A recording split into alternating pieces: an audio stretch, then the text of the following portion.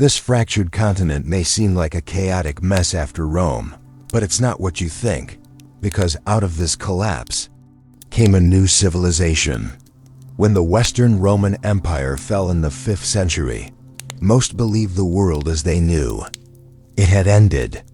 The legions were gone, the emperors deposed, and what remained were scattered kingdoms, clashing cultures, and an uncertain future.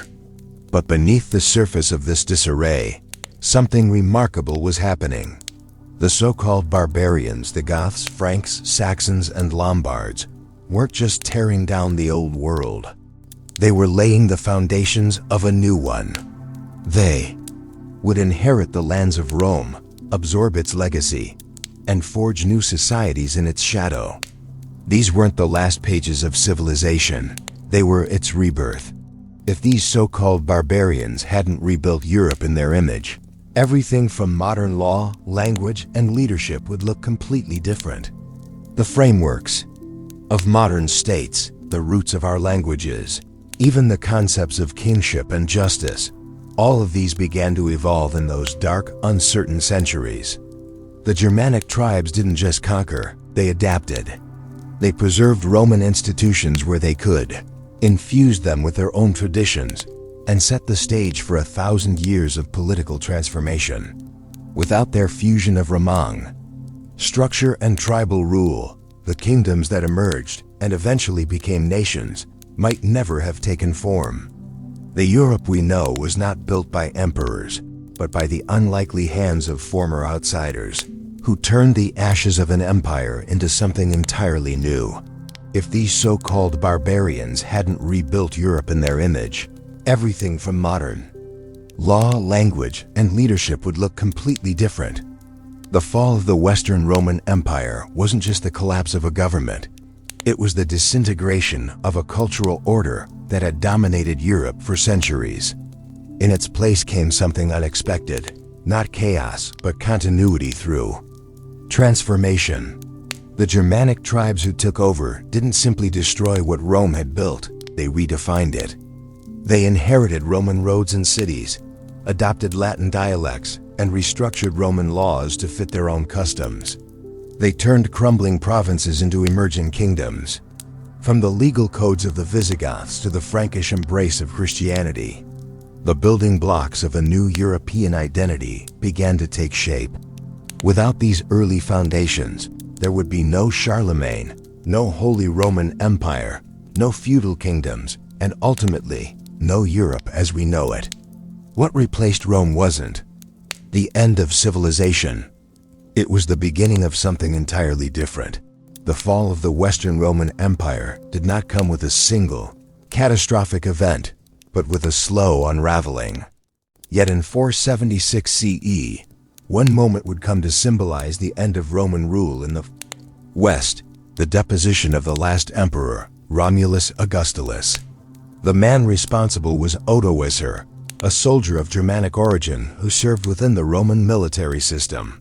When he deposed Romulus, a teenager placed on the throne as a puppet, it was less a violent overthrow than a formal resignation of power. There was no grand siege of Rome, no ceremonial toppling of statues. Romulus was quietly exiled. What mattered most was what happened next. Odoacer did not claim the imperial title for himself. Instead, he sent the imperial regalia to the Eastern Roman Emperor in Constantinople, symbolically acknowledging the supremacy of the East. In return, he received recognition not as emperor, but as King of Italy. It was a calculated move that allowed him to retain real authority while maintaining the appearance of unity within the empire. This moment marked the transition from imperial Rome to a new kind of rulership in the West, one that no longer claimed divine Roman heritage but practical, regional control. Odoacer's reign lasted over a decade, during which he governed from Ravenna, used Roman administrative systems, and relied heavily on the Roman Senate. But he also represented a new reality. The Western Empire had no armies left to reclaim the provinces. No emperor was coming back. Instead, Italy would be ruled by those who had once been dismissed as barbarians. And though Odoacer's rule was short-lived, eventually overthrown by the Ostrogoths, it set a precedent. Germanic rulers would take over Roman territories not as destroyers, but as inheritors. They would preserve what worked, discard what didn't, and gradually reshape Europe in their image. This was not the end of civilization. It was the beginning of a post-Roman world, one still haunted by the empire's legacy, but moving steadily towards something new. The story of Odoacer is the first page in a long chapter of transformation. In the wake of Odoacer's rule, another power emerged to claim Italy, one that would fuse Roman tradition with Gothic identity. In 493 CE, Theodoric the Great, leader of the Ostrogoths, entered Italy at the head of an Eastern Roman-sanctioned campaign. Unlike Odoacer, Theodoric did not arrive as an upstart. He came with legitimacy, appointed by the Eastern Roman Emperor Zeno to reclaim the region in the name of Constantinople. But once Odoacer was defeated and killed, Theodoric did not return Italy to the empire. Instead, he built a kingdom of his own, one that balanced Roman institutions with Gothic leadership, a delicate coexistence that would define his reign. The Ostrogothic kingdom centered itself in Ravenna, the same administrative capital Odoacer had used. Theodoric kept the Roman Senate intact, retained the Roman tax system, and preserved much of the imperial bureaucracy.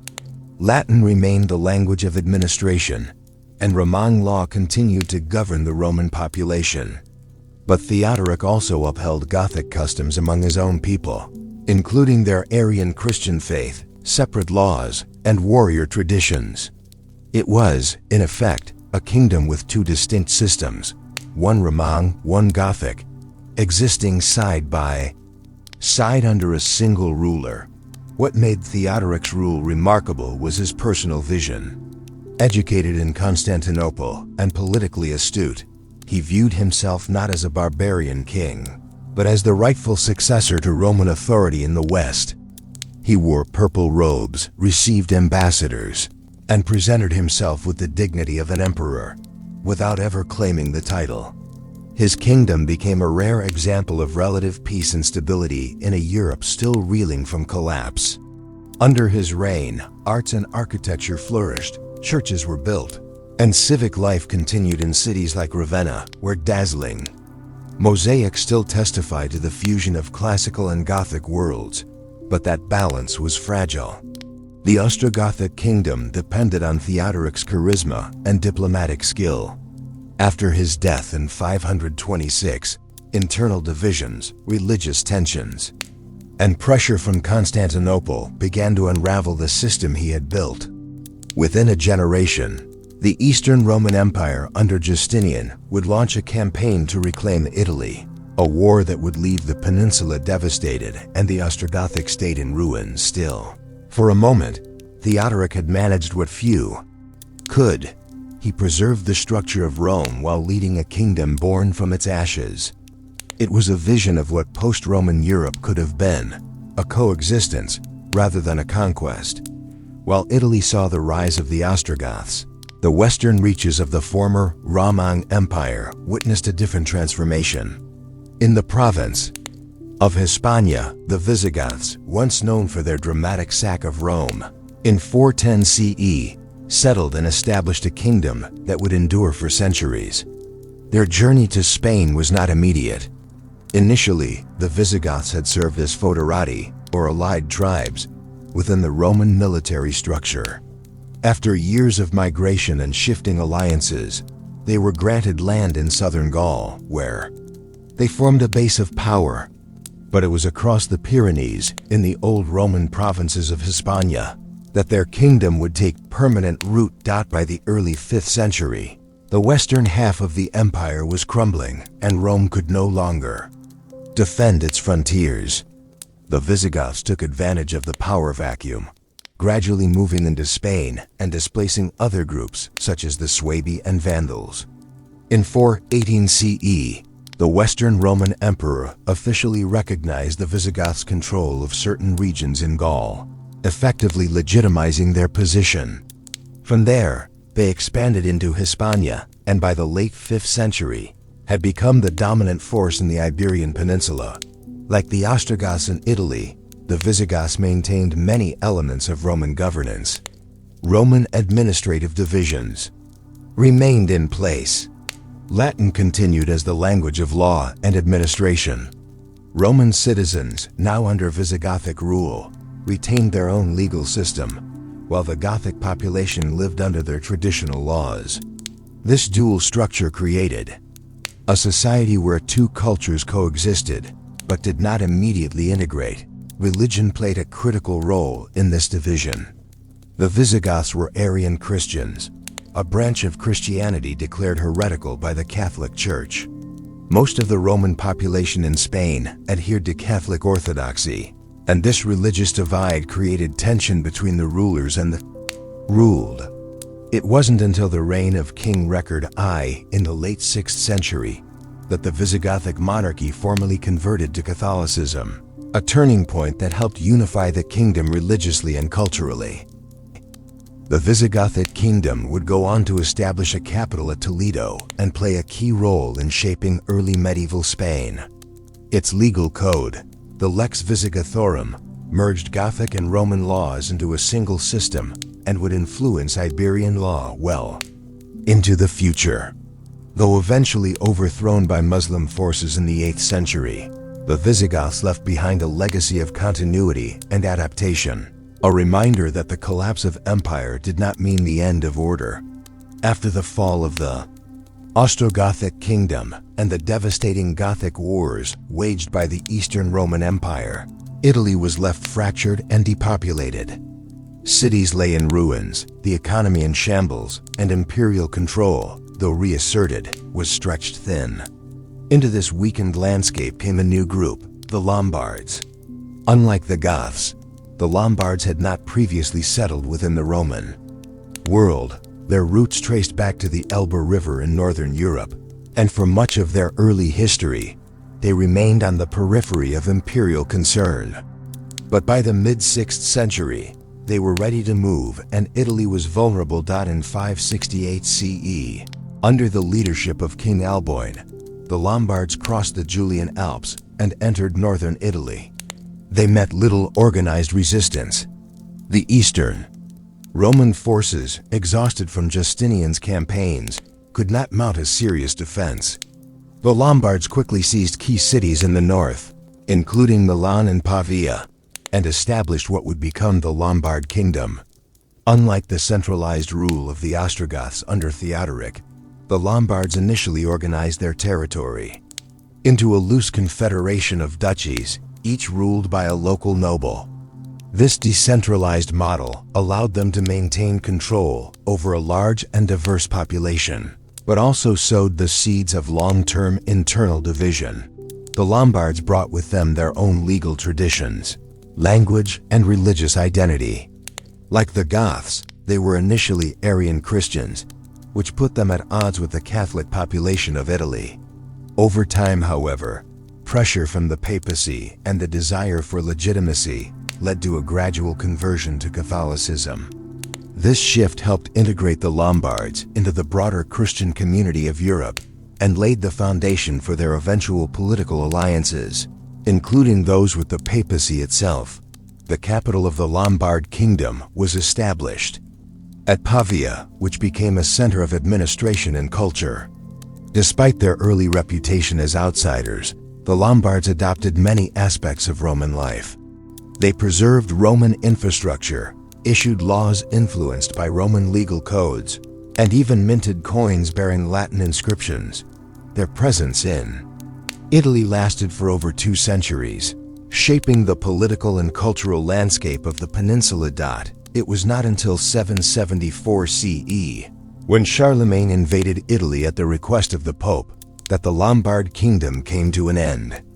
Yet even in defeat, their legacy endured.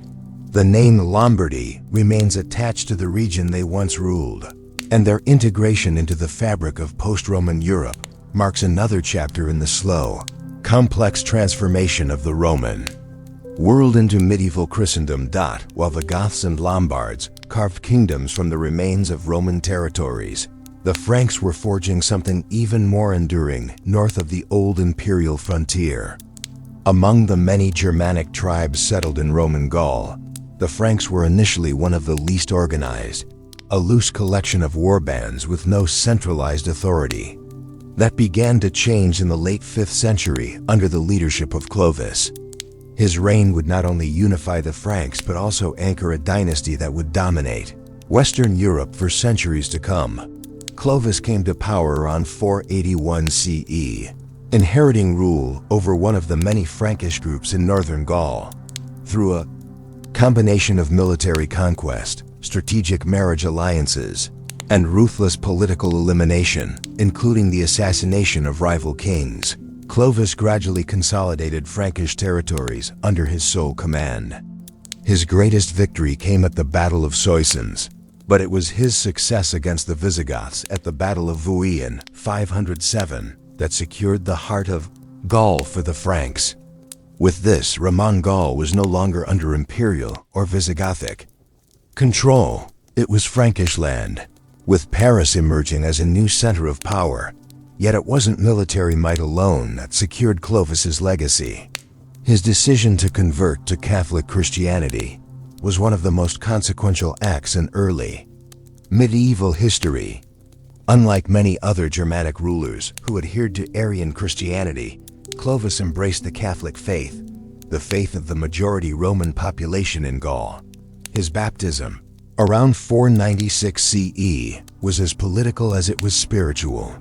By aligning himself with the Catholic Church, Clovis gained the support of the Gallo-Roman elite, the clergy, and crucially, the Pope. He became not just a barbarian king, but a Christian ruler with divine sanction. This conversion helped bridge the divide between conqueror and conquered.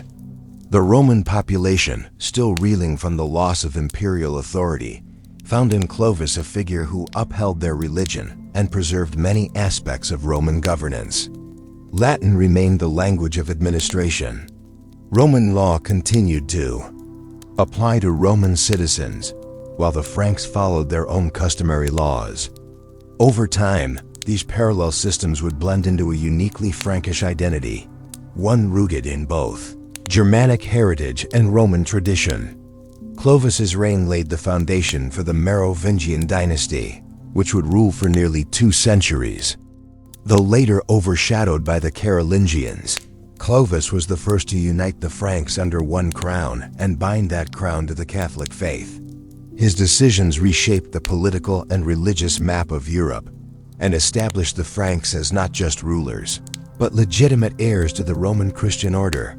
Life in early medieval Europe was neither fully Roman nor entirely Germanic. It was something in between. As new kingdoms took shape on the ruins of the Western Roman Empire, a slow but profound cultural fusion began to unfold.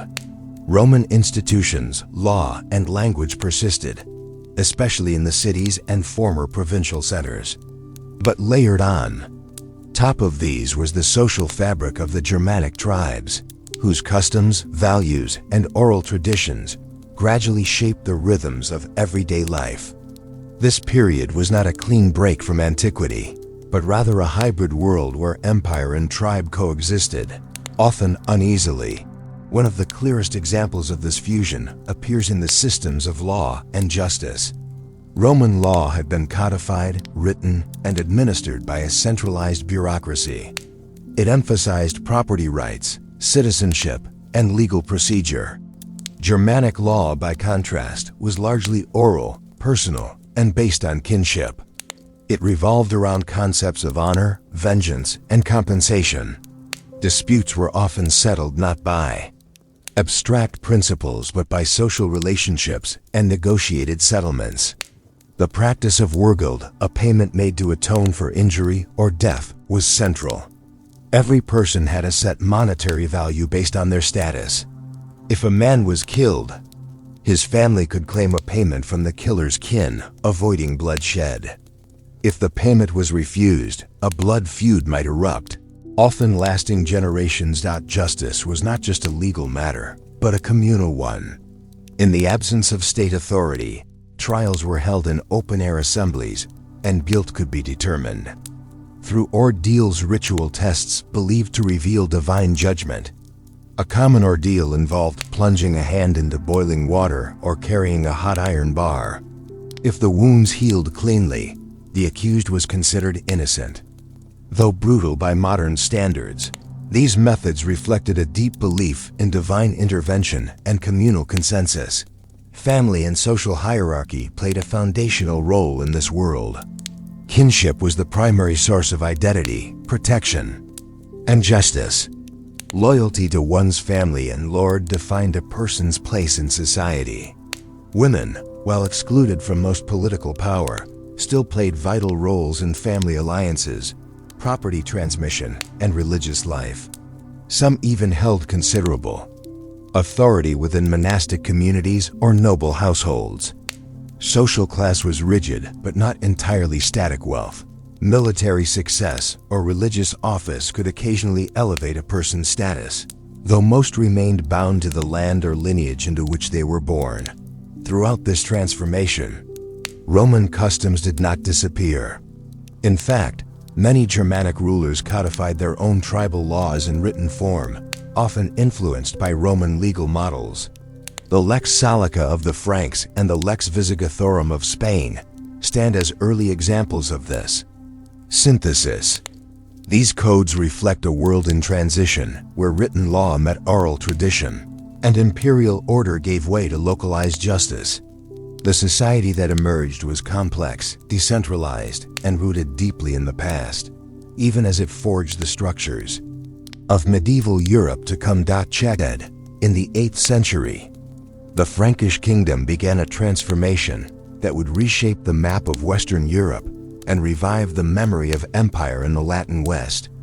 This transformation was led not by the ruling Merovingian kings who had long since become ceremonial figures, but by their once subordinate officials, the mayors of the palace. Among them rose a figure named Pepin the Short. In 751 CE, with the backing of the Pope, Pepin deposed the last Merovingian king and was anointed as the first king of the Carolingian dynasty. His alliance with the papacy marked a new era, kingship not just by bloodline, but by divine sanction. Pepin's son, Charlemagne, would elevate this alliance to an entirely new level. Through a series of relentless military campaigns, Charlemagne expanded Frankish territory across much of Western and Central Europe. He conquered the Lombards in northern Italy, securing a foothold in the former Roman heartlands.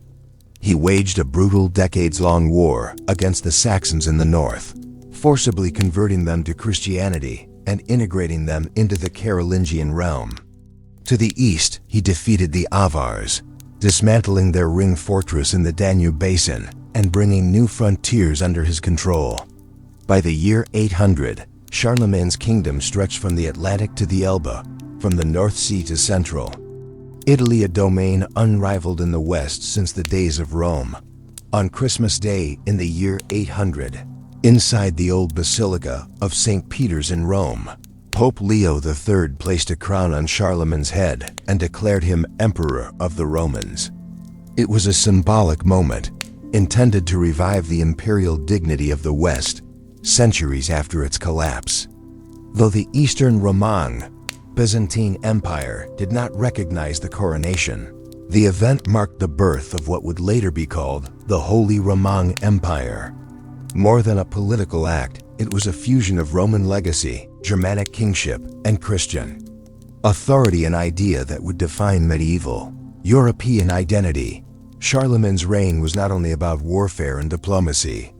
He championed learning and reform, initiating what historians call the Carolingian Renaissance.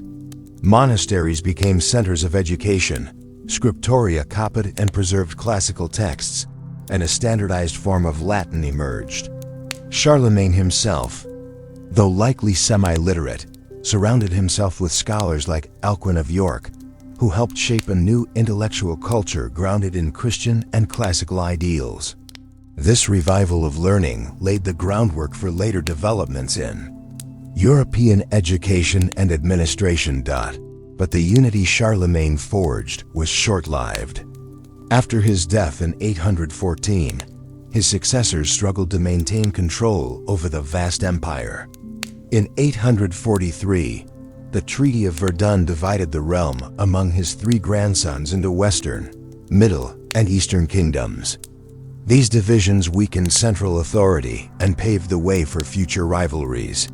Still, the legacy of Charlemagne endured in the idea of Christian kingship, in the structure of medieval governance, and in the belief that the West could again aspire to empire. Long after Roman legions withdrew from the British Isles, the island entered a new chapter shaped by migration, warfare, and cultural transformation. In the 5th and 6th centuries, waves of Germanic peoples, Angles, Saxons, and Jutes crossed the North Sea and began to settle in Britain. What began as hired mercenaries to protect Romanized Britons soon turned into permanent settlers.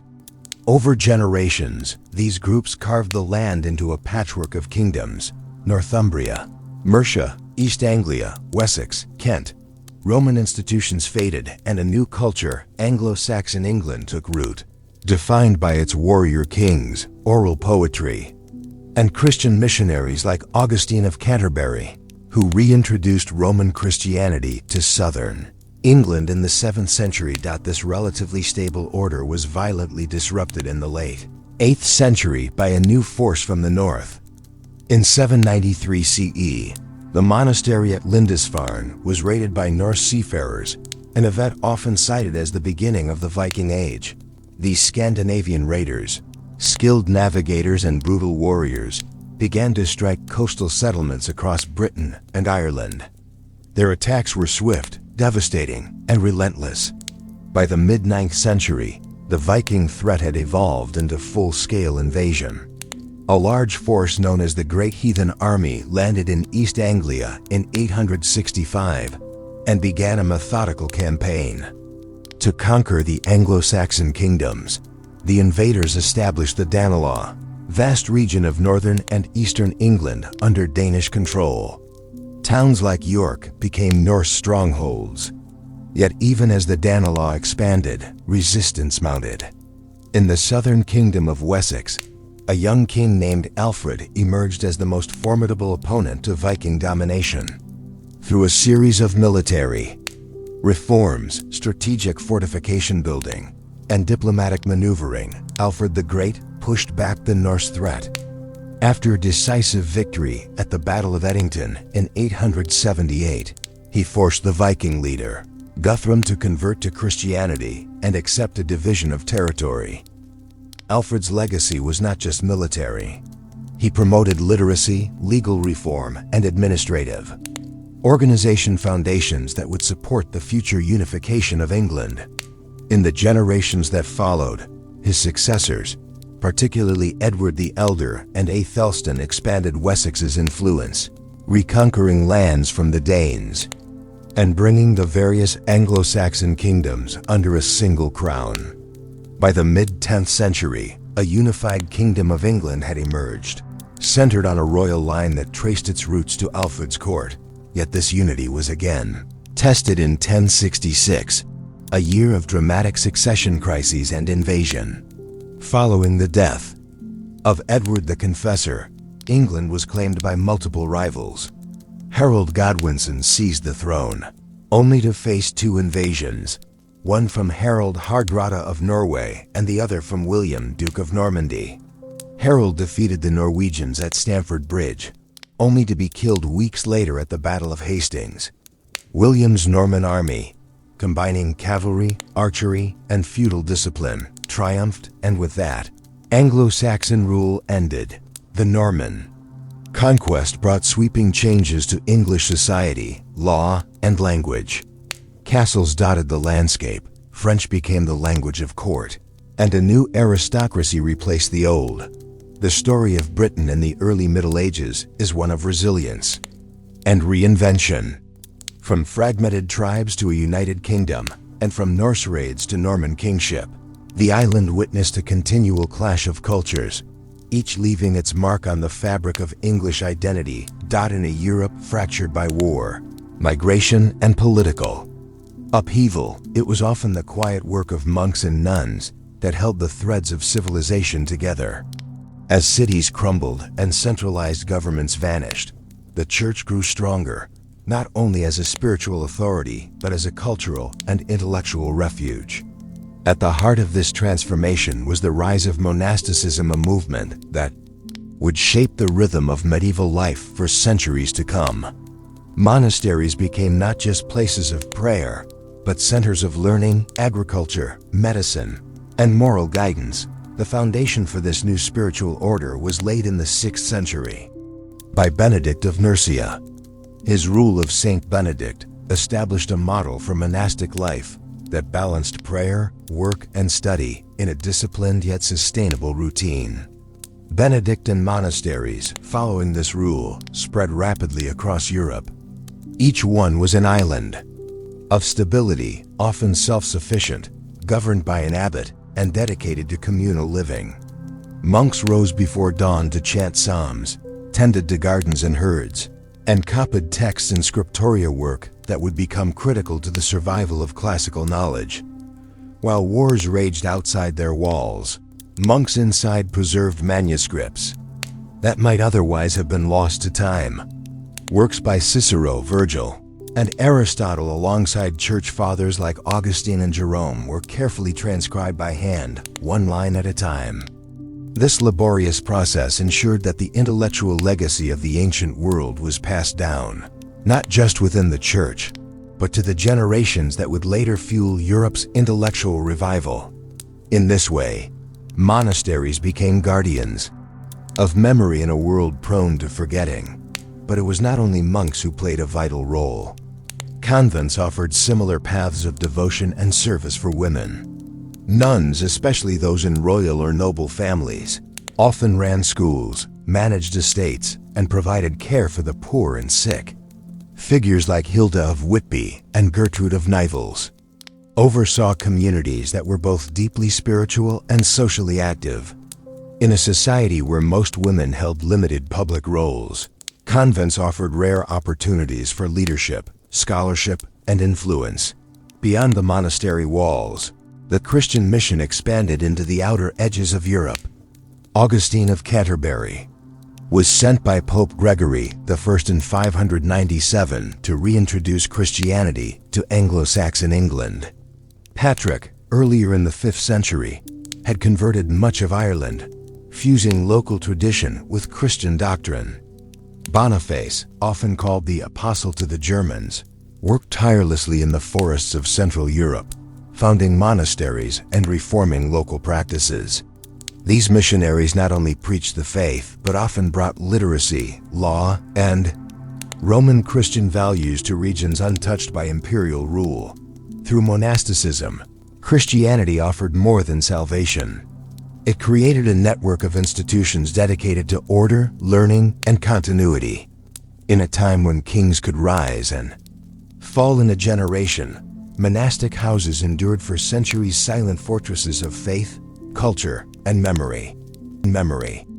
In the absence of strong centralized governments following the collapse of Roman authority in the West, a new social order gradually took shape across medieval Europe, one rooted not in imperial institutions, but in personal bonds and local obligations. This was the feudal system, a structure both resilient and rigid, deeply hierarchical yet adaptable to local conditions. At its core, feudalism was not a formal code, but a practical solution to insecurity and scarcity. It was how people, in a fragmented and often violent world, built systems of protection, production, and power. The cornerstone of feudal society was the relationship between lord and vassal. In a world where kings ruled in name, but lacked direct control over large territories, the delegation of land in exchange for loyalty became essential. A king or high noble would grant a portion of land of fief to a trusted follower who in return swore an oath of fealty and promised military or administrative service.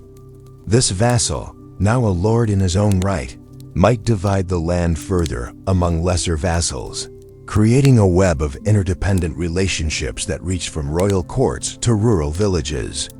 What bound this system together was mutual obligation. Land and protection offered by the lord, loyalty and service provided by the vassal.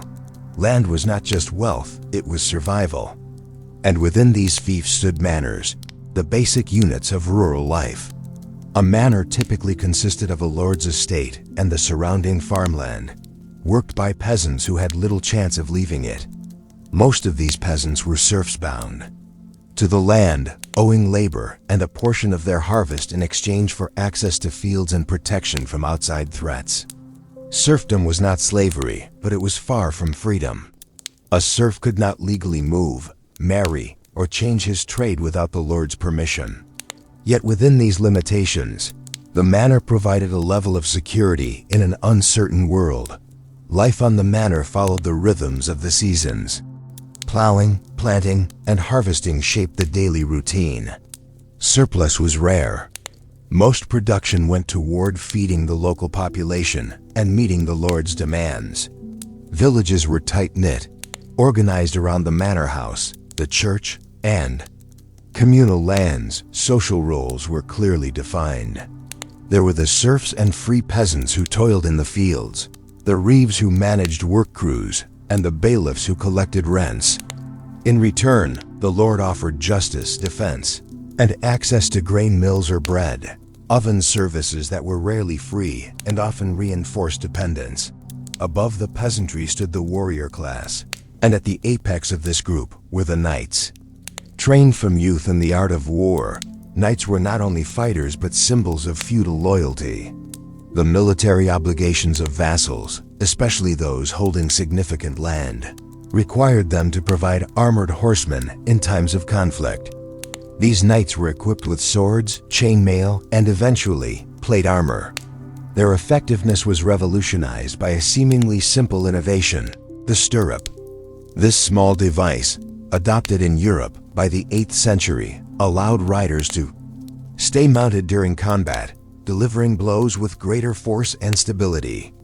With stirrups, cavalry became the dominant force on the battlefield and a decisive element in medieval warfare. The cost of equipping a knight was significant. Horses, armor, weapons, and retainers were beyond the reach of most. This expense ensured that the warrior elite remained exclusive, their ranks drawn from families with land and influence. In turn, their position was upheld by a code of loyalty and chivalry, though the latter would only fully develop later in the High Middle Ages. Knights served their lords not only in battle, but also as local enforcers and stewards, maintaining order and collecting dues within their domains. Feudal society was deeply stratified. At the top stood kings, theoretically commanding all land, but often reliant on the loyalty of powerful nobles. Below them were counts, dukes, and barons, each with their own networks of vassals. The clergy formed a parallel hierarchy, from village priests to abbots and bishops, often holding vast estates and wielding both spiritual and temporal power. Below the nobility and clergy were the knights-landed warriors, and at the base, the vast majority of the population, peasants and serfs. Each group had its role, its rights, and its duties. Mobility was rare, and the social order was justified through both law and theology. It was believed that God had ordained this hierarchy, assigning people to their station in life. Despite its rigidity, the feudal system was not static. Local customs varied, and as trade revived and towns grew, new forms of wealth began to challenge the land-based economy. Still, for centuries, feudalism defined the structure of European life, how power was shared, how resources were managed, and how people related to one another. It was a world held together not by documents and laws, but by oaths, personal ties, and the land itself. The manor, the fief, the knight's oath, all were part of a fragile balance. In this decentralized world, stability came not from empire, but from interdependence. Lords needed vassals, vassals needed land, peasants needed protection, and the church blessed the whole arrangement. It was a society born of necessity, hardened by conflict, and held in place by centuries of tradition. ChatGPT said, around the year 1000, Europe began to change in quiet but profound ways. After centuries of subsistence-level agriculture and static rural life, the medieval economy began to stir.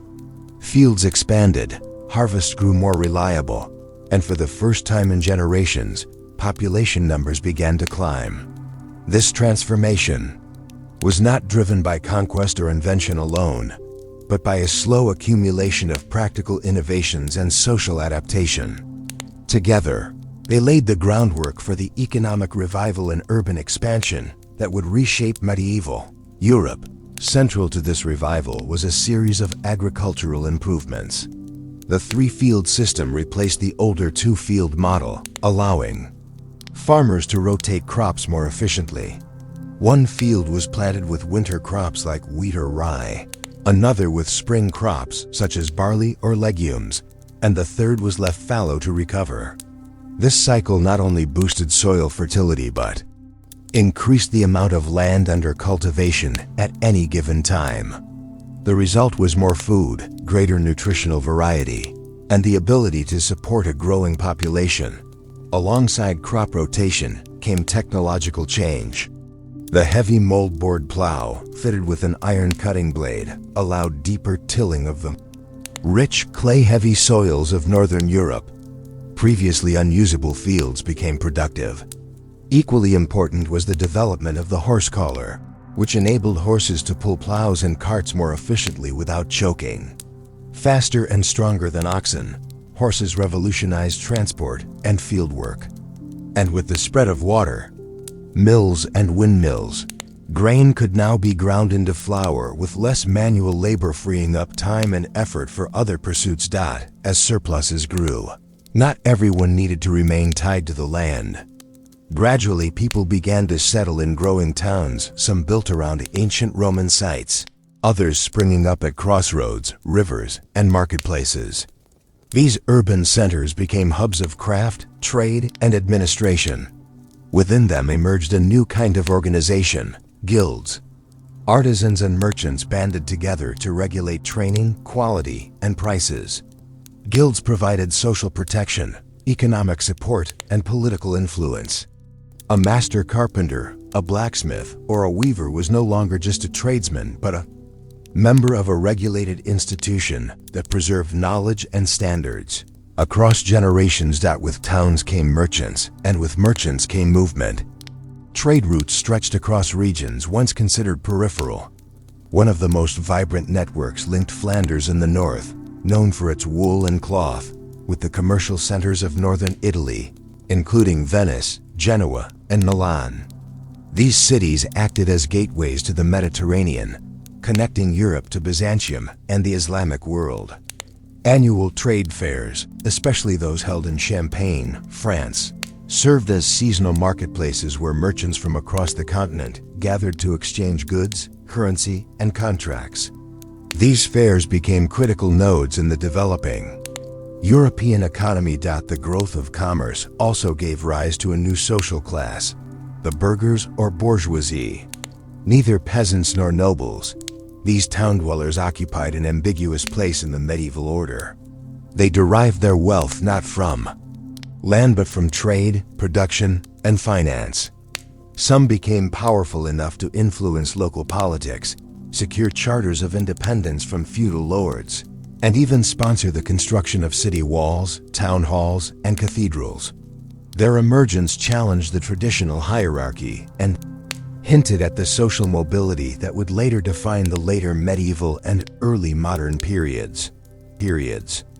While the vast majority of the population still lived in rural villages and worked the land, the rise of towns signaled a shift in Europe's economic center of gravity. Wealth could now be measured not just in acres and harvests, but in coins, contracts, and commodities. The rhythms of life began to vary, from the seasonal routines of agriculture to the market cycles of urban trade. Time itself became more structured, tracked by mechanical clocks in town squares rather than the sun or church bell. This revival did not happen everywhere at once, nor was it free from setbacks. Famine, war, and disease still threatened communities, but the trajectory was clear. By the 12th and 13th centuries, Europe had become more interconnected, more prosperous, and more urban than it had been in centuries. Towns were no longer outposts, they were centers of innovation, administration, and exchange. And at the heart of this transformation was not a single event, but a gradual, widespread reawakening of economic and social life. ChatGPT said, in a continent once defined by fragmented authority and feudal bonds, the later Middle Ages saw the gradual emergence of centralized monarchies. Across Western Europe, rulers began to extend their influence beyond personal estates and court politics, laying the foundations of modern governance. From legal reform to representative assemblies, the kingdoms of England, France, and Iberia developed distinct but parallel paths toward political centralization shaped by necessity, conflict, and ambition. In England, the seeds of royal centralization were sown during the reign of Henry II in the 12th century. A skilled administrator and legal innovator, Henry expanded the authority of the crown by standardizing justice through royal courts and common law. His reforms included the development of traveling justices, juries of presentment, and more consistent legal procedures, replacing the patchwork of local customs with a more unified legal framework. These changes not only increased royal control, but also gave free men clearer access to justice beyond their feudal lords. Yet Henry's efforts to control both secular and ecclesiastical matters led to fierce conflict, most famously with Thomas Becket, the Archbishop of Canterbury, whose murder in 1170 shocked Europe and revealed the tensions between royal and religious authority. The balance of power between king and nobility reached a turning point in 1215 with the sealing of the Magna Carta, forced upon King John by his barons after years of military failure and heavy taxation. The charter established limits on royal authority. It guaranteed rights to landholders, protected the church, and critically declared that the king was not above the law. Though initially a practical solution to political crisis, Magna Carta became a symbol of legal accountability. In the decades that followed, England's monarchy would come to rely increasingly on councils and assemblies, evolving into what would eventually be known as Parliament. By the 13th and 14th centuries, this body included not just nobles and bishops, but also representatives from towns and counties, setting the stage for a more inclusive, if still limited, form of governance. Across the Channel in France, political consolidation followed a different path. For much of the early Middle Ages, the French monarchy, nominally descended from Charlemagne, was weak, with real power resting in the hands of local dukes and counts. This began to change under the Capetian dynasty, particularly during the reign of Philip II Augustus, 1180 to 1223. Philip expanded royal territory dramatically by reclaiming lands from the English crown, especially after the fall of Normandy and Anjou. He also strengthened royal administration by appointing bailiffs to oversee provinces, manage taxes, and enforce royal justice. These officials helped bypass feudal intermediaries and gave the king more direct control over his realm. To support this growing bureaucracy, the French crown turned to the development of representative institutions. In 1302, Philip IV, also known as Philip the Fair, convened the first meeting of the Estates General, a council representing the three orders of medieval society: clergy, nobility, and commoners. Unlike the English Parliament, the Estates General did not evolve into a legislative body, but it served as a tool for royal legitimacy and tax collection. Its formation reflected the monarchy's desire to engage with broader segments of society, at least when politically expedient. France remained more centralized and more dependent on royal bureaucracy than on negotiated governance. But the direction was clear. Kings were becoming rulers of territory, not just overlords of vassals. Meanwhile, in the Iberian Peninsula, centralization took place against the backdrop of religious conflict and territorial expansion. Following the Islamic conquest in the 8th century, Christian kingdoms in the north of Spain began a long campaign to reclaim the peninsula, a process known as the Reconquista. This centuries-long struggle shaped the political and cultural identity of Iberia. Kingdoms such as Castile, Aragon, and Leon expanded southward through military conquest, colonization, and religious mission. With every victory, new territories were integrated, populations were relocated, and authority was reasserted through charters and royal decrees. By the 13th century, Castile and Aragon had emerged as dominant powers, each with its own administrative structures and legal traditions. Royal courts oversaw a growing number of municipalities, and legal codes like the Siete Partidas in Castile attempted to bring coherence to the laws of the land. The Spanish monarchies relied on assemblies known as Cortes, which included representatives from towns, nobles, and clergy, an early form of political consultation that would continue into the modern era. The Reconquista not only expanded territory, but gave kings a clear purpose: to unite the land under Christian rule and royal law. Taken together, these developments reflect a major shift in medieval governance. Kings who had once ruled through personal bonds and martial force began to build states with laws, bureaucracies, courts, and councils. While these systems were still far from modern democracies, they introduced new principles of legitimacy and accountability. The monarch was no longer simply the strongest lord, but increasingly a ruler who governed in law, represented his people, and exercised authority across defined territories. In the heart of medieval Europe, a vast realm took shape that aspired to revive the majesty of Rome while reconciling the powers of monarchy and faith. This was the Holy Roman Empire, a complex and often unstable confederation of territories, kingdoms, bishoprics, and city-states, united more by tradition and aspiration than by central control. Its story is one of emperors and popes, of spiritual authority colliding with royal ambition, and of the enduring question: who holds ultimate power on earth, the sword or the cross? The foundations of the empire were laid by Otto I, known as Otto the Great, crowned king of East Francia in 936. Otto sought not only to strengthen royal power in the German lands, but also to bind the church to the crown.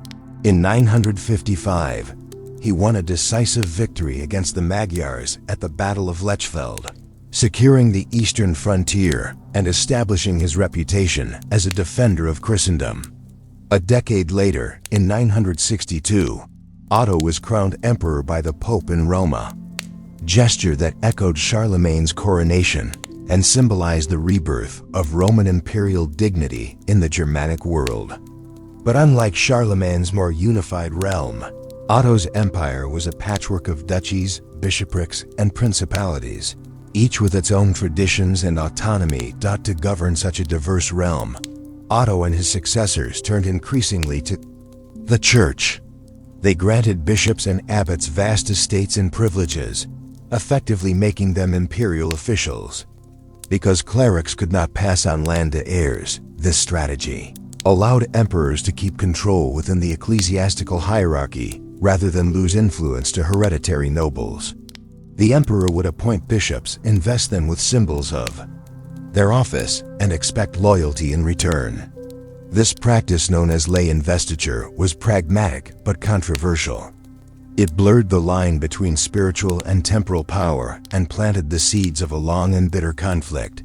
The crisis came to a head in the late 11th century under Pope Gregory VII, determined to assert the independence of the Church from secular interference. Gregory issued the Dictatus Papae, a decree proclaiming papal supremacy over all earthly rulers and condemning lay investiture outright.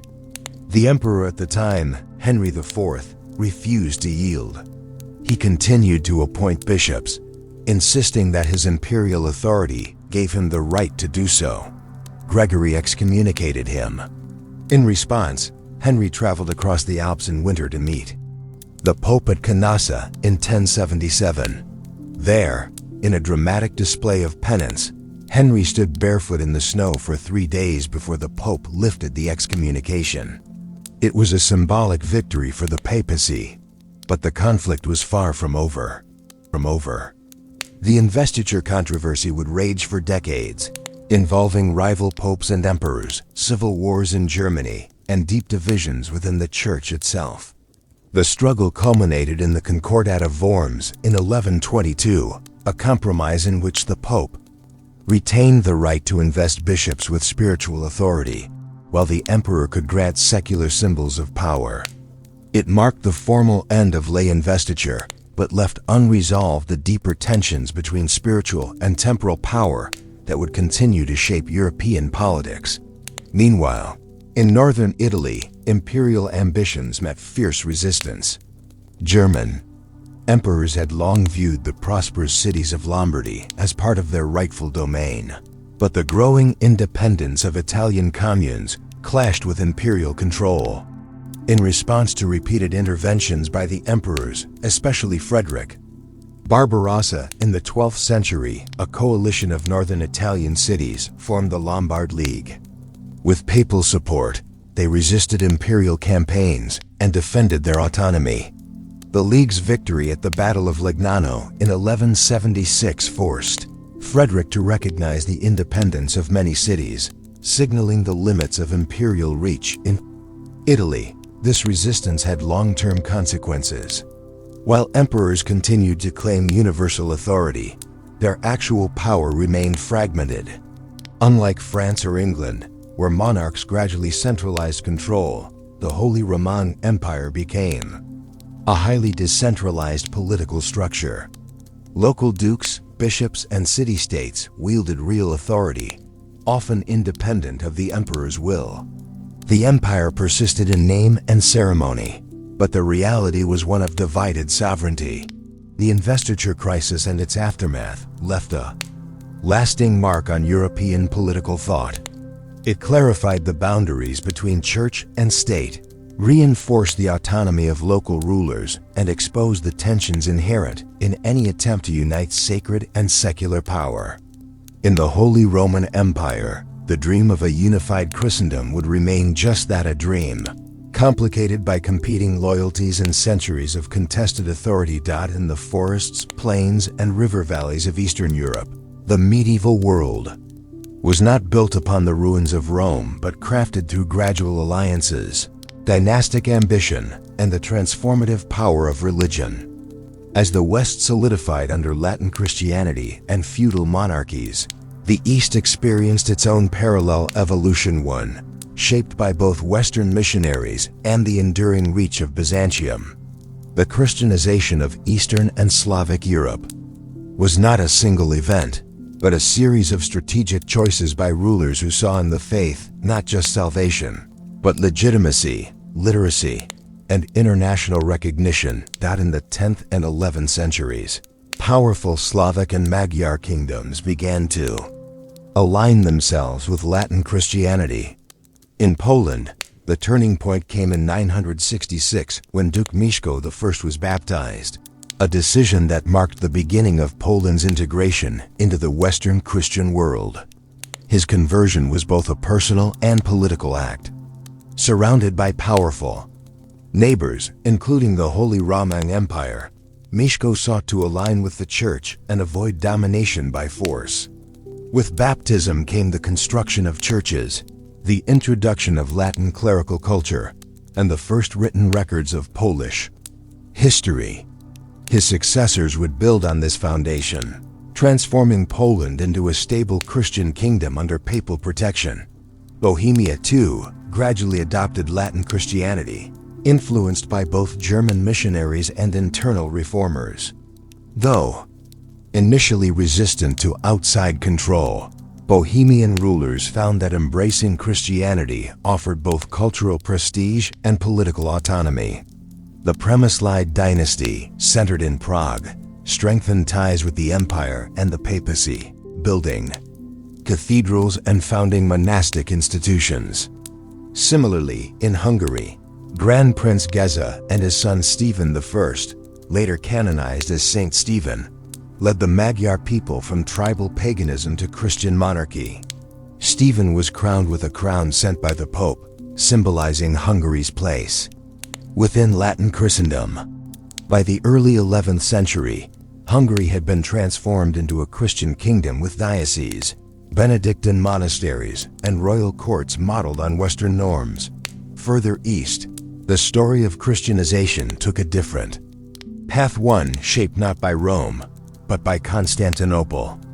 In the vast territory of Kievan Rus, a federation of Slavic principalities founded by Norse rulers of the Rurik dynasty, religion became a tool of diplomacy and consolidation. By the late 10th century, Grand Prince Vladimir the Great sought a unifying religion for his diverse realm. After sending envoys to observe the major faiths of the known world, Islam, Judaism, Latin Christianity, and Eastern Orthodoxy, he chose the Byzantine Church. According to the primary chronicle, Vladimir was captivated by the grandeur of Orthodox worship in Constantinople's Hagia Sophia. In 988, he was baptized and ordered the mass conversion of his people. This act bound Kievan Rus to the cultural orbit of Byzantium. With Orthodoxy came Cyrillic literacy, Slavic liturgy, and a deeply visual tradition of icons and ecclesiastical architecture. Bishops were appointed from Constantinople, and the church became a pillar of princely power. The Christianization of Rus brought new legitimacy to the Rurikid dynasty and began a long tradition of Orthodox Christianity in Eastern Slavic lands. Over time, churches and monasteries dotted the rivers of the Dnieper and the Volga, becoming centers of art, education, and governance. Yet, just as the Rus solidified their Christian identity, they faced a wave of destruction. In the 13th century, the Mongol invasions swept across the steppe and into Eastern Europe, sacking Kiev in 1240 and reducing it from a political capital to a spiritual outpost. The Mongol Golden Horde imposed tribute on Rus principalities, altering the balance of power and driving political centers northward. It was during this time that Novgorod, a northern mercantile city governed by a council of nobles and archbishops, rose to prominence. Unlike many cities, Novgorod avoided total Mongol domination by paying tribute and maintaining its autonomy. Its wealth, drawn from trade routes that reached the Baltic and the Volga, allowed it to become a center of Orthodox culture and independent governance. From this northern frontier would eventually rise Moscow. Originally a minor outpost, it gained influence under the Mongols by serving as a loyal tax collector. Over time, Moscow's princes positioned themselves as defenders of orthodoxy and heirs to the tradition of Kievan Rus. In 1325, the metropolitan head of the Orthodox Church in the Rus lands moved his seat to Moscow, signaling the city's growing spiritual authority. By the late 14th and early 15th centuries, Moscow had begun to resist Mongol rule, culminating in the rise of a centralized Russian state with both political and religious leadership. The Christianization of Eastern and Slavic Europe was more than a spiritual transformation.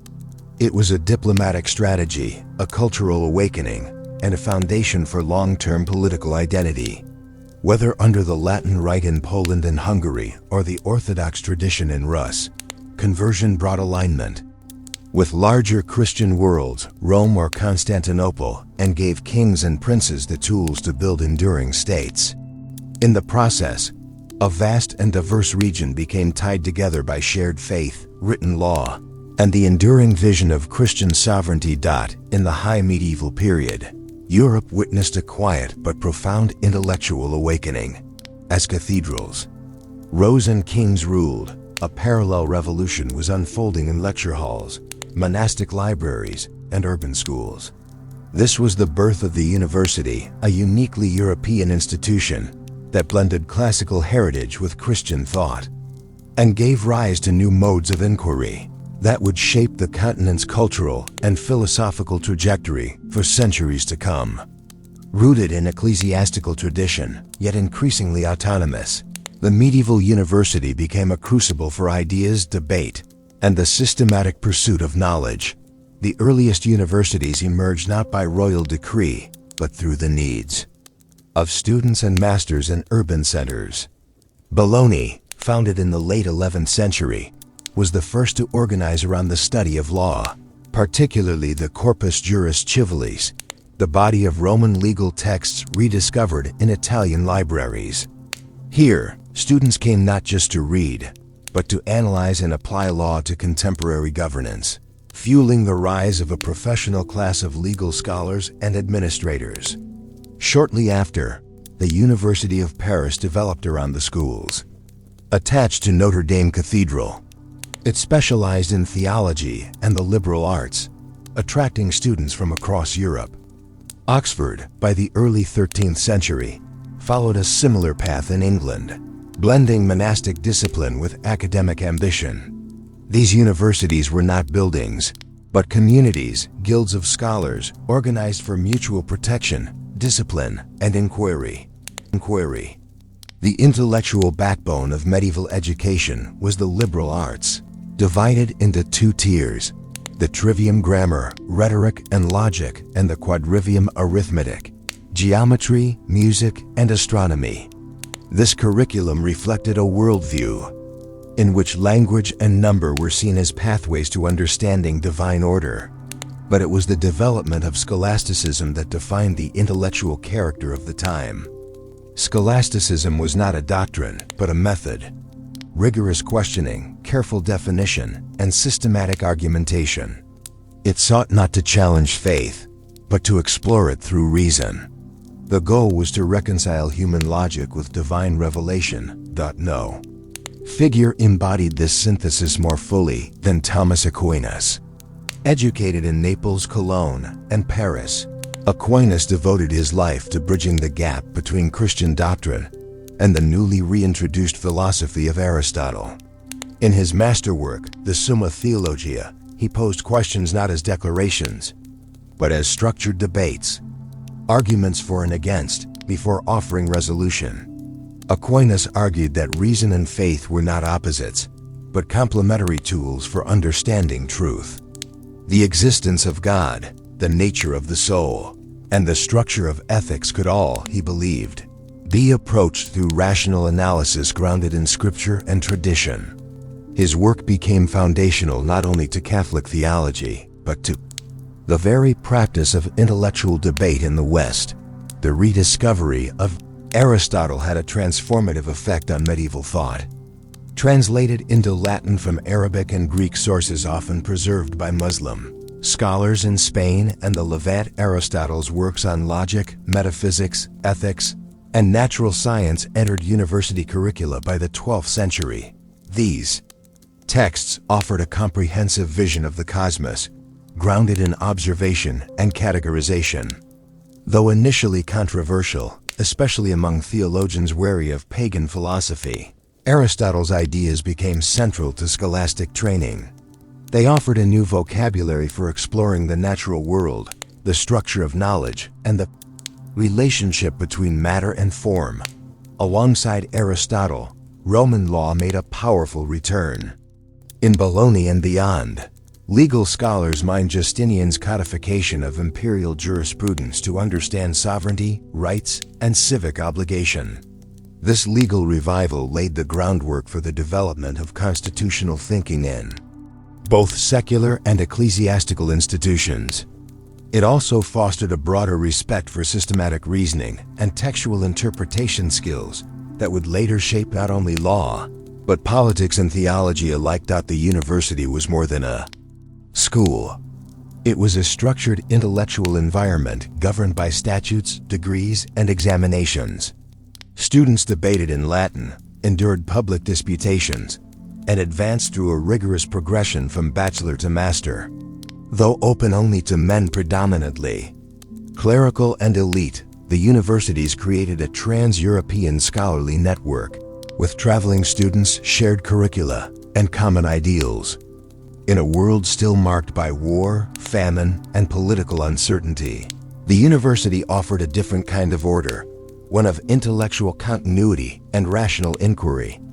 This new culture of learning did not remain confined to ivory towers.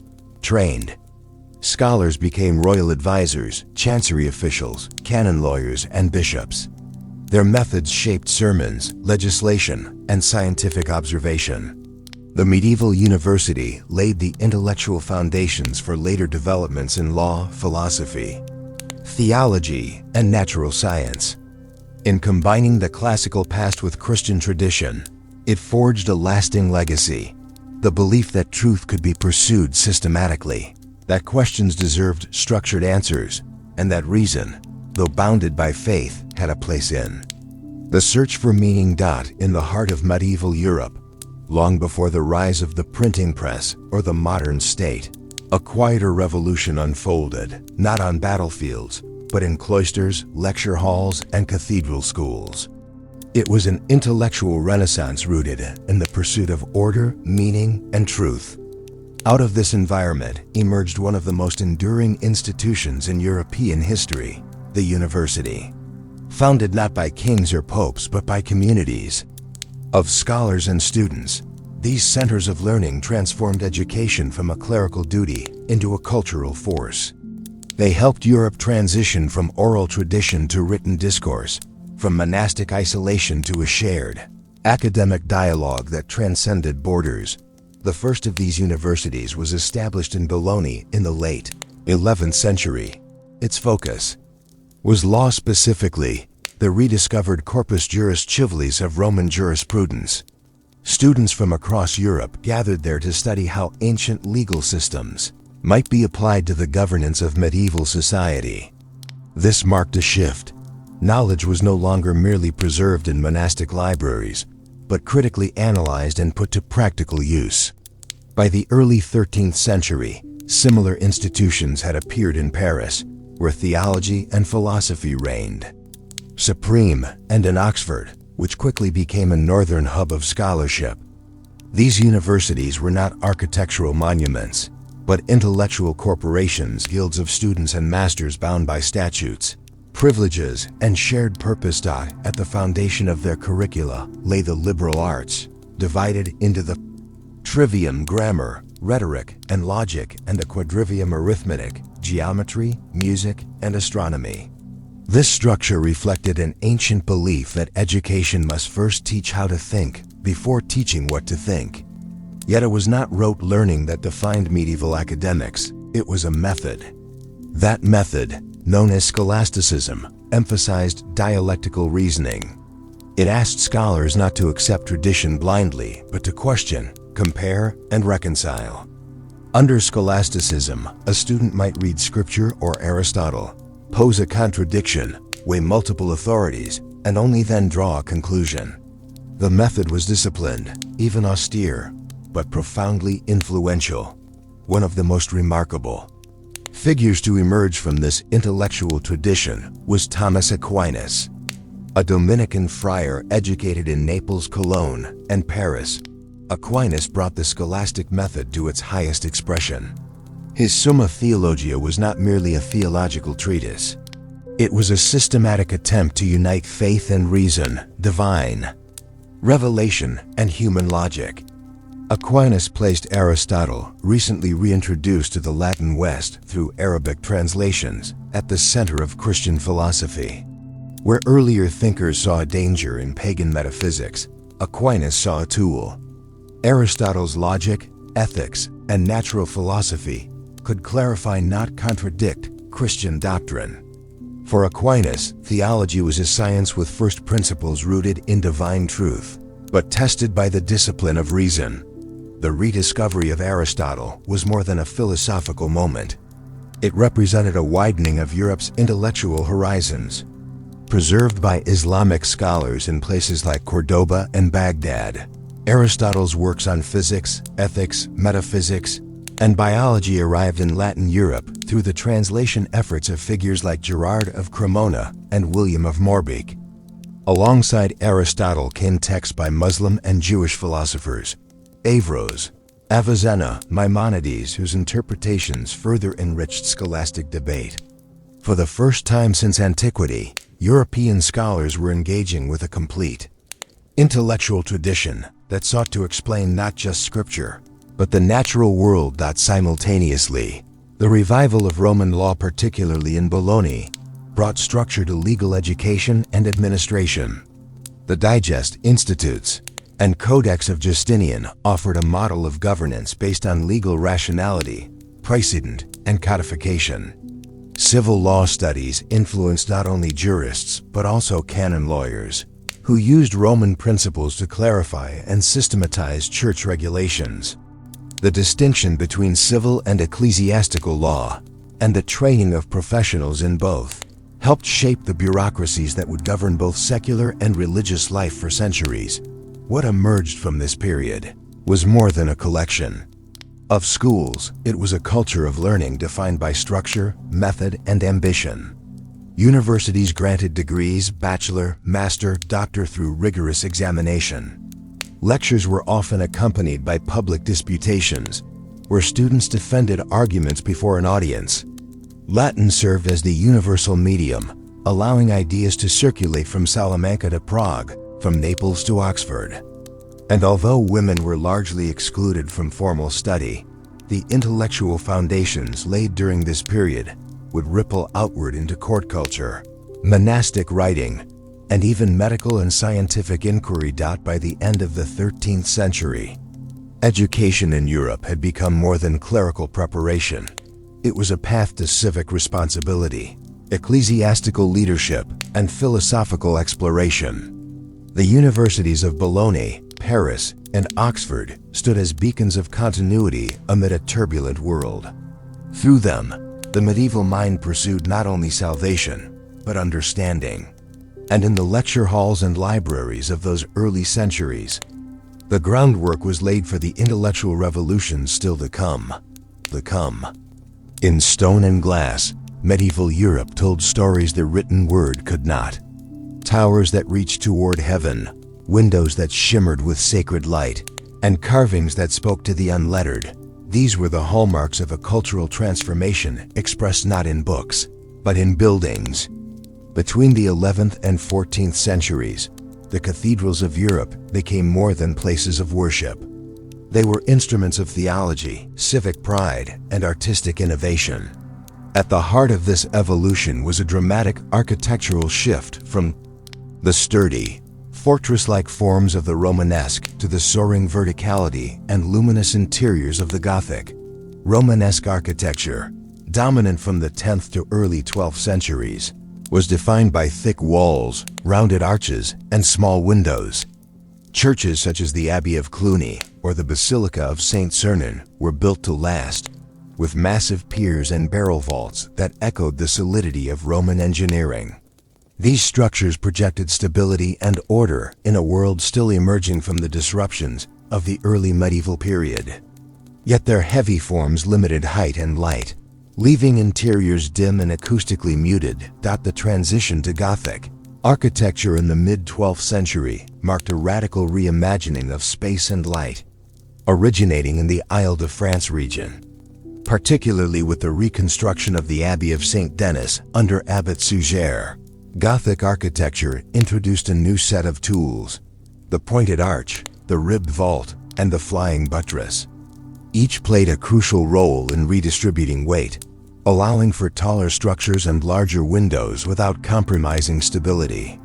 The result was not just structural elegance, it was symbolic transformation. Where Romanesque churches felt earthbound, Gothic cathedrals aspired toward the divine. Perhaps the most visually striking innovation was the stained glass window. These vibrant panes filled vast openings in cathedral walls, casting colored light into sacred interiors. Far more than decoration, stained glass was didactic. It taught biblical narratives to largely illiterate congregations, depicted saints and martyrs, and reinforced the presence of the sacred in daily life. At Chartres, Reims, and Notre Dame in Paris, entire theological programs were rendered in glass, coordinated with stone sculpture and liturgical procession. Flying buttresses, now iconic, were not merely architectural solutions, they were declarations of ambition. These external supports allowed walls to be thinner and more perforated by glass, all while directing structural thrust outward and down. In doing so, They freed cathedrals from the limitations of mass and made possible the open, vertical interiors that defined the Gothic aesthetic. Inside, the eye was drawn upward to ribbed vaults that seemed to float and ultimately to the heavens, reinforcing the spiritual function of the space. This architectural revolution was mirrored by changes in the visual arts. While earlier, medieval art was often symbolic and abstract, the Gothic period saw a rise in realism. Figures in sculpture and painting began to show emotion, movement, and proportion. The Virgin Mary, once depicted as a solemn throne of wisdom, now appeared as a tender mother. Christ's suffering was rendered with greater humanity. In illuminated manuscripts and fresco cycles, artists began to explore depth, perspective, and narrative detail. Giotto's work in the early 14th century, especially in the Scrovegni Chapel, stands as a pivotal moment, blending classical influence with Christian themes in a way that foreshadowed the Renaissance. Religious symbolism remained central. Every column capital, portal tympanum, and stained glass scene was rich with meaning. The Last Judgment, saints' lives, and typological parallels between Old and New Testaments were embedded into the very fabric of the buildings. The cathedral was a Bible in stone and light, meant to instruct as much as to awe. But these projects were not the work of kings or popes alone. They were civic undertakings funded by bishops, guilds, merchants, and townspeople. To build a cathedral was to express identity, wealth, and devotion, not just to God, but to the community itself.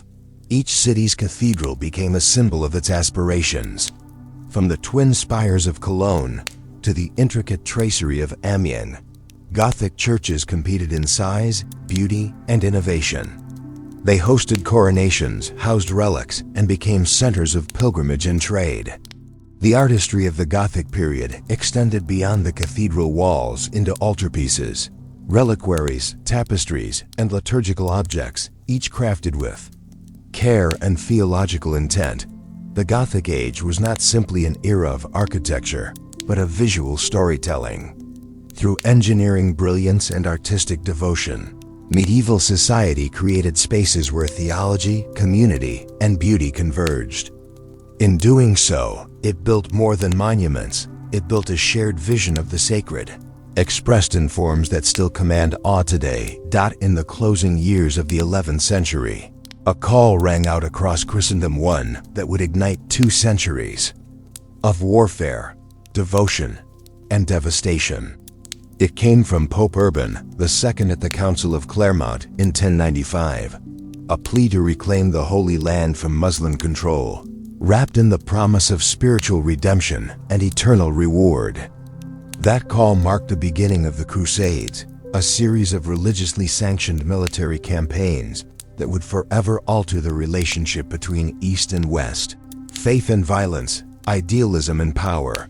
The First Crusade, 1096 to 1099, began with a chaotic wave of poorly organized peasant groups, but its true force came with the arrival of heavily armed knights and feudal lords from across France, Italy, and the Holy Roman Empire.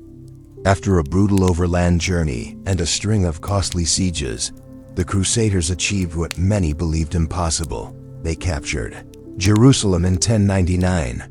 The assault ended in a massacre of the city's Muslim and Jewish inhabitants, a scene both celebrated and condemned in chronicles of the time. In the aftermath, a patchwork of Crusader states emerged, including the Kingdom of Jerusalem, reliant on constant military defense and support from Europe to sustain and defend these fragile outposts. A new form of religious warrior was born. The Knights Templar, Hospitallers, and later the Teutonic Knights blended monastic vows with martial discipline. These military orders swore poverty and chastity while training for battle, managing fortresses and escorting pilgrims through contested lands. The Templars, with their iconic white mantles and red crosses, soon grew into a powerful transnational institution, amassing wealth and influence across Europe. The Hospitallers, originally a hospital brotherhood, evolved into a formidable fighting force in the Levant and Mediterranean. Each order served both spiritual and strategic roles, defending Christendom while shaping its political and financial networks. But the Muslim world was not static in the face of Crusader expansion. In the late 12th century, Saladin, a unifying figure of military brilliance and diplomatic restraint, rose to prominence. As Sultan of Egypt and Syria, he waged a disciplined campaign to retake the Holy Land. In 1187, Saladin crushed the Crusader army at the Battle of Hattin and soon reclaimed Jerusalem, sparing its Christian inhabitants in contrast to the brutal sack decades earlier.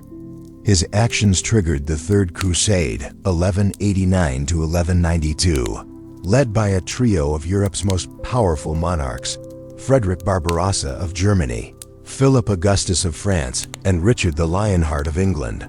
Richard's campaign was marked by military skill and personal charisma, but despite victories at Acre and Arsuf, he failed to retake Jerusalem. Instead, a negotiated truce with Saladin allowed Christian pilgrims access to the city while keeping it under Muslim control. The crusade ended not with conquest, but compromise, a pattern that would repeat in subsequent efforts. As idealism gave way to political reality, crusading zeal was not confined to the Holy Land. In Iberia, the centuries-long Reconquista became its own form of holy war, as Christian kingdoms gradually pushed Muslim rule southward through battle and settlement. Victories at Toledo, 1085, Las Navas de Tolosa, 1212, and eventually Granada, 1492, framed Iberian history as a divine mission, merging warfare with identity. Meanwhile, in Eastern Europe, the Teutonic Knights turned crusade into colonization, launching campaigns against Baltic pagans and Slavic peoples. These northern crusades were less about Jerusalem and more about converting or conquering regions beyond the reach of Rome. The most controversial and consequential crusade, however, did not target Muslims at all. The Fourth Crusade, 1202–1204, originally intended to strike at Egypt, was diverted through a series of debts, alliances, and opportunism. In 1204, Crusaders sacked Constantinople, the Christian capital of the Byzantine Empire.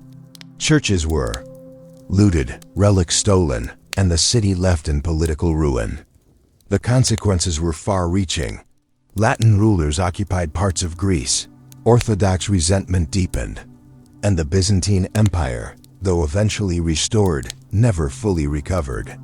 The schism between Eastern and Western Christianity widened irreparably. The later Crusades became increasingly fragmented and ineffective. Efforts to retake the Holy Land dwindled, and crusading rhetoric turned inward, used against heretics in southern France, political enemies in Italy, and even other Christians.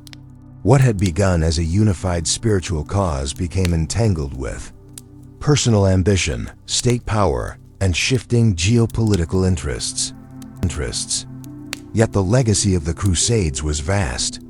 They reshaped trade networks, introduced Europeans to new ideas, goods, and technologies, and deepened the cultural encounter between Christian and Muslim civilizations. But they also left scars on cities, on religious relations, and on the memory of both East and West. The Crusades were not merely wars of religion. They were epics of faith and failure, of hope and tragedy, of genuine devotion mixed with brutal ambition. In the 14th century, Europe entered a period of profound upheaval, an age where death outpaced birth, where fields went unharvested, and where faith gave way to fear. This was not a single catastrophe, but a convergence of calamities that shattered the medieval world's sense of order. Famine, plague, and rebellion broke the foundations of society, leaving behind a landscape scarred by trauma and ripe for transformation. It began with hunger. In the early 1300s, a series of failed harvests, exacerbated by a shift toward colder, wetter weather, triggered the Great Famine of 1315 to 1317. Crops rotted in the fields, livestock perished, and granaries emptied. Prices soared. In cities and villages alike, people starved. Chroniclers speak of desperate measures, of parents abandoning children, of theft, of eating seed grain meant for future planting. The famine revealed how fragile Europe's agricultural system truly was, especially in regions where population growth had already stretched resources thin. And just as the continent began to recover, a far deadlier threat arrived. The Black Death struck in 1347, carried aboard ships entering Mediterranean ports. What began as a mysterious illness in the East quickly swept through Europe with terrifying speed. Bubonic, septicemic, and pneumonic in form, the plague killed not only by infection but by fear. Victims suffered from swollen lymph nodes, fever, and internal bleeding. Death often followed within days. By 1351, as many as 1/3 to 1/2 of Europe's population had perished. Entire villages vanished. Churches overflowed with corpses. Clergy died in droves attempting to provide last rites. In the cities, the toll was even worse. Florence, Paris, and London lost tens of thousands within months. Streets reeked of decay. Mass graves dotted the countryside. In the face of such horror, social bonds began to unravel. Some turned inward, isolating themselves in small communities or fleeing to rural areas. Others sought religious explanation. The flagellants, bands of penitents, traveled from town to town, whipping themselves in public, begging God to lift his punishment. But their message of divine wrath soon morphed into blame. Rumors spread that Jews had poisoned wells or conspired to destroy Christendom. Pogroms erupted across Germany and France. In cities like Strasbourg, Jewish communities were massacred, burned alive, or expelled en masse. Centuries-old neighbors became scapegoats in a desperate attempt to impose meaning on chaos. But it was not only the plague that unraveled society, it was the economic and political aftershocks it left behind. With such a dramatic reduction in population, labor became scarce. Fields lay fallow, workshops closed, and cities shrank. Yet for those who survived, opportunities emerged. Serfs and peasants began demanding higher wages or better conditions. Some left their manors entirely, seeking work in more prosperous towns. Landowners, facing revenue collapse, attempted to enforce old feudal obligations, triggering tension between social classes. These tensions boiled over in a wave of peasant revolts. In 1358, French peasants known as the Jacquerie rose up, enraged by wartime taxes and aristocratic indifference. They attacked manor houses and nobles with ferocity, only to be brutally suppressed. In England, the Peasants' Revolt of 1381 followed a similar pattern. Sparked by a poll tax and inflamed by charismatic leaders like Wat Tyler and John Ball, thousands marched on London demanding an end to serfdom and unjust laws. For a brief moment, it seemed the social order might collapse, but once again, the rebellion was crushed. Still, the idea of a challenge to hereditary power had taken root. Even where rebellion failed, the balance of power had shifted. The nobility, weakened by war, plague, and financial strain, increasingly relied on centralized monarchies for protection and stability. Kings and bureaucrats stepped into the vacuum left by dying feudal lords. Towns, too, gained new autonomy as guilds and councils asserted local control. The medieval structure of fixed hierarchies began to erode, replaced by a more fluid and volatile social landscape.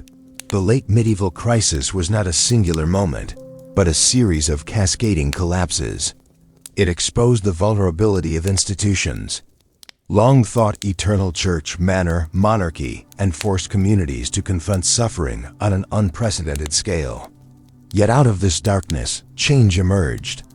A laboring class began to see its value. New economic networks formed.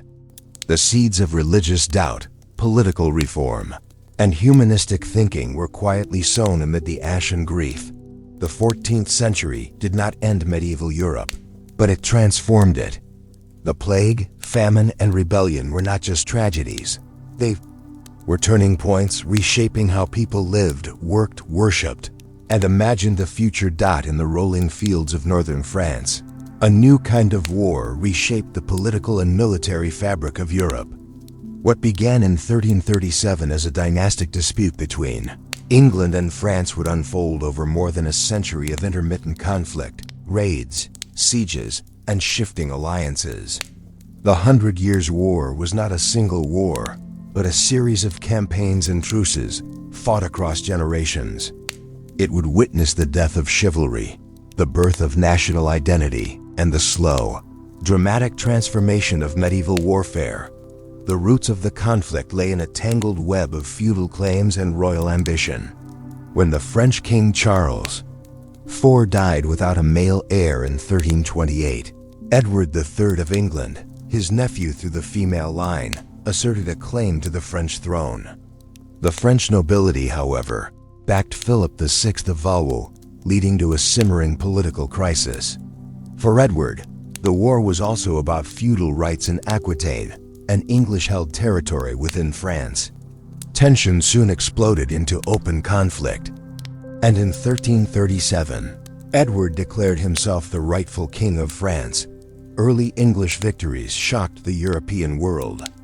At the Battle of Crécy in 1346, heavily armored French knights charged uphill into a storm of English longbow fire. The results were devastating. The longbow, a powerful 6-foot weapon, drawn from the English and Welsh peasantry, could pierce armor at long range and was fired rapidly in volleys. French cavalry, trained for heroic individual combat, were repeatedly broken by disciplined English archers. A decade later, the English triumphed again at Poitiers, capturing the French king and demanding ransom. These defeats weakened French authority and emboldened English ambition. Perhaps the most famous English victory came in 1415 at Agincourt, where Henry V, outnumbered and exhausted, led his men to a crushing defeat of the French. Once again, mud, tight terrain, and longbows shattered the chivalric charge. Hundreds of noble knights were killed or captured, while English casualties remained low. The battle became a symbol of English military prowess and was immortalized in literature and national memory. Yet the war's narrative was not one of English triumph alone. In the 1420s, with much of northern France under occupation and morale collapsing, an unexpected figure emerged: Joan of Arc. A peasant girl from Domremy, Joan claimed divine visions directing her to support the Dauphin, Charles VII, and drive the English from France. Clad in armor, she rallied French troops at the Siege of Orleans in 1429, leading to a miraculous victory. Her presence reinvigorated the French cause, and within months Charles was crowned king at Reims, a symbolic act of legitimacy long denied. By English control, Joan's capture and execution in 1431 burned at the stake for heresy, and cross-dressing was intended to silence her legacy. Instead, it strengthened it.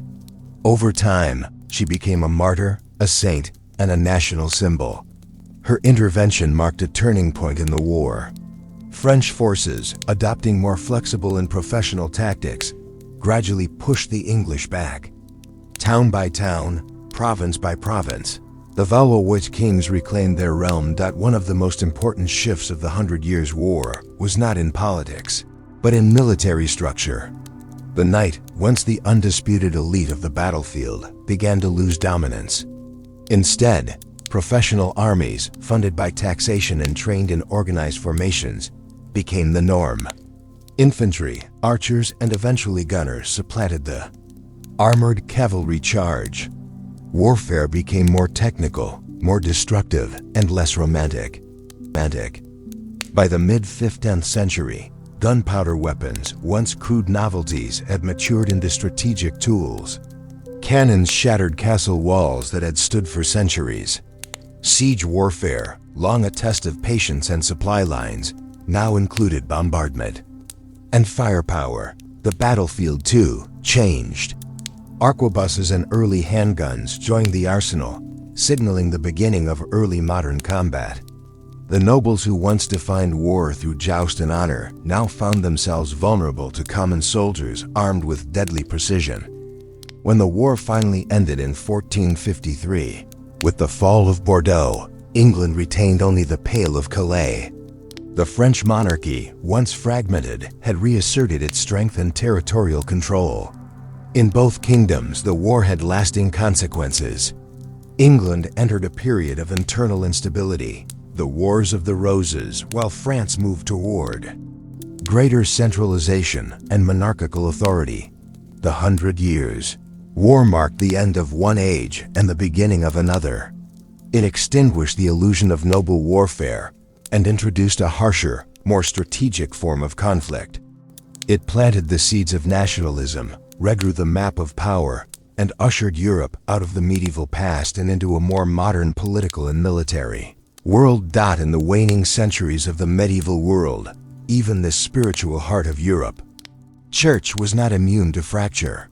The institution that once crowned emperors, unified kingdoms, and claimed to speak with one voice for Christendom found itself divided, criticized, and weakened from within. What had once been the guiding star of medieval life now struggled with internal division, external challenge, and the rising tide of public dissent. The late medieval church entered a period of crisis doctrinal, political, and moral that would shake its authority and open the door to reform and revolution. The first major rupture came with the Avignon papacy, 1309 to 1377, when the papal court, under pressure from the French crown, relocated from Rome to the city of Avignon.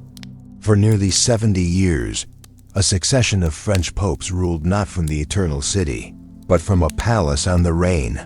Though the administration grew more sophisticated, many across Europe viewed the Avignon papacy as corrupt, extravagant, and too closely tied to French politics. This perception of captivity eroded the Pope's image as a universal shepherd. The return to Rome in 1377 only deepened the divide. Following the death of Pope Gregory XI, conflicting factions elected rival popes, one in Rome, one in Avignon. This Western schism lasted from 1378 to 1417, with at one point 3 claimants to the papal throne, each excommunicating the others. The result was confusion, cynicism, and a profound loss of spiritual confidence. If the Church could not speak with one voice, how could it claim divine authority? In response, reform-minded clergy promoted conciliarism, the idea that a general church council held more authority than any single pope. The Council of Constance, 1414-18, brought the schism to a close by deposing the rival claimants and electing Pope Martin V, but the conciliar movement failed to establish lasting reform. Papal supremacy was reasserted, yet the damage to the Church's credibility remained. Beyond politics, popular dissatisfaction was growing. Heresy took new forms, not only among intellectuals but within lay communities. Movements like the Lollards in England, inspired by John Wycliffe, and the Hussites in Bohemia, led by Jan Hus, called for vernacular scripture, moral reform, and a reduction in clerical privilege. Hus was burned at the stake in 1415, but his followers would launch a full rebellion in his name. These were not isolated complaints. They reflected widespread frustration with a church seen as remote, wealthy, and morally compromised. The late medieval church still wielded enormous power, but its foundations had begun to crack. The schisms, councils, and heresies of this period set the stage for the far greater rupture that would come in the 16th century, the Protestant Reformation. As the church struggled, a new cultural light began to emerge from the ruins of the old. Across the cities of Italy, scholars and artists rediscovered the legacy of ancient Rome and Greece, not as distant relics, but as living sources of inspiration. This movement would come to be known as the Renaissance, a rebirth of classical knowledge, artistic innovation, and intellectual freedom. At its heart was humanism, the study of classical literature, philosophy, and history with an emphasis on human experience, agency, and dignity. Thinkers like Petrarch, the so-called father of humanism, scoured monastic libraries for lost manuscripts, and wrote passionately about inner virtue and civic life. Dante Alighieri composed his Divine Comedy in the vernacular, weaving theology, politics, and poetic vision into a journey through the afterlife. Boccaccio's Decameron painted a vivid portrait of human behavior in the shadow of the plague. Renaissance.